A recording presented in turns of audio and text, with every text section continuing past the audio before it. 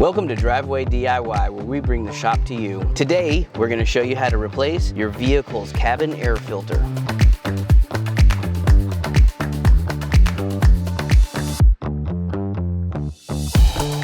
Your vehicle's cabin air filter on most vehicles is behind the glove box on the passenger side.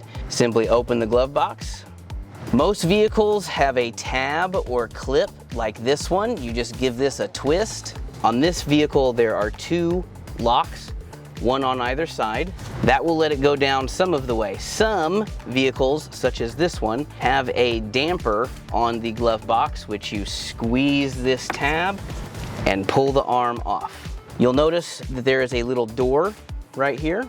Locate the clip to open the door. Simply squeeze it, open it, and remove the door. Then just reach in, grab the filter, and slide it out. Be careful because there will be debris on top of the filter. Then we have our new cabin air filter. This is actually a reusable filter. You can pull this out and clean it.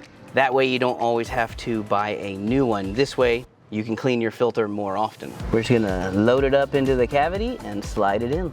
Then replace the door, snap it in. If you have a damper, pull the damper out, raise the glove box, and reconnect it. Push our locks back in, give them a twist, repeat for the other side. That's all there is to changing the cabin air filter on your vehicle.